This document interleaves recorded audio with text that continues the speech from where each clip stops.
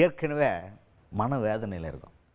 எவ்வளோ பெரிய விஷயம், எவ்வளோ பெரிய கட்சி, அந்த கட்சியில் இப்படி நடக்குதுன்றப்ப எங்களுடைய வேதனையை சொல்ல முடியல அப்படின்ற மாதிரி ரொம்ப வேதனையாக பேசியிருக்கார் ஒருத்தர். ஆனால் இந்த வேதனையிலையும் நமக்காக நின்று பதில் சொல்லிட்டு போயிருக்கார். அதை நம்ம பாராட்டியாகணும். யார் அவர்? பாமக நிர்வாகி ஜி.கே. மணி அவர் தான். அவர் பார்க்கும்போது நமக்கே ரொம்ப வேதனையாக இருக்கும். ஏன்னா தாடி கீடிலாம் வச்சுட்டு எப்போ நம்ம க்ளீன் ஷேவில் ஷார்ப்பாக இருக்கிற மனுஷன். ஆனால் நிறத்து தாடி லைட்டாக வச்சுட்டு சால்ட் அண்ட் பெப்பர் லுக்கில், சால்ட் அண்ட் பெப்பர்னு சொல்ல முடியாது, டல் லுக்கில் அவர் வரும்போது, என்ன சார் ஏதாவது நடந்துச்சா அப்படின்னு கேட்டவுடனே அவர் வேதனையை கொட்டி தீக்குறார். அது கேட்கல. அடுத்து நம்ம என்னத்தை இவர்கிட்ட கேள்வி கேட்டு பாவம் அவரே வெந்து போயிருக்காரு, நொந்து போயிருக்காரு அப்படின்னு நம்மளையே ஃபீல் பண்ண வைக்கிற அளவுக்கு பேசியிருக்காரு ஜி.கே. மணி அவர்கள். எல்லாருக்கும் ஒவ்வொரு நாளைக்கும் இதுதான் பெரிய வேதனையாக இருக்குது. ரொம்ப வேதனைப்படும் பொருளாக இன்றைக்கி எல்லோரும் வேதனையில் இருக்கிறான். இதிலேருந்து மீண்டு வரணுங்கிறது தான் எங்கள் ஆசை. ஆனால் இதுக்கு இடையில் ஜி.கே. மணி கூட்டணி பேசுகிறான், அப்புறம் ஒரு கட்சி அந்த கட்சி கூட கூட்டணி சேர போகிறான், அந்த கட்சியில் சேர போகிறான்.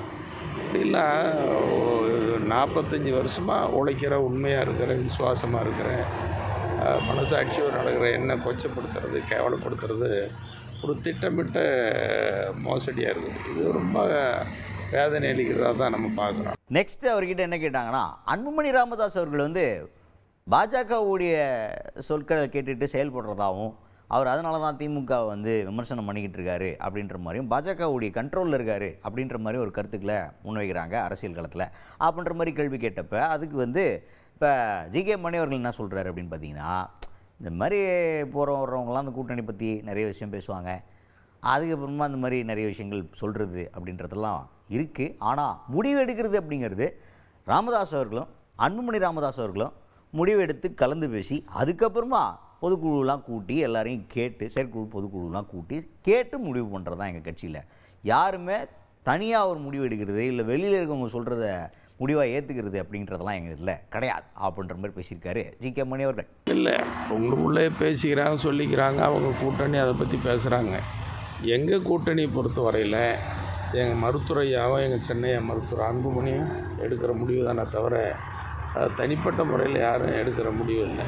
அவங்க முடிவு எடுத்த பிறகு தான் அந்த முடிவு கூட செயற்குழு பொதுக்குழு மற்றவங்களாம் கருத்து கேட்டு தான் எடுப்பாங்களே தவிர தனிப்பட்ட முறையில் இல்லை. இப்போ கூட்டணியில் யார் வேணாலும் பேசலாம், அது ஒவ்வொருத்தரும் ஒரு கருத்து சொல்லலாம். தேர்தல் இன்னும் ஒரு வருஷம் இருக்கிறதுனால இப்போ ஏதாவது கருத்து சொல்லலாம், அதுக்காக பல விமர்சனங்கள் வரலாம்.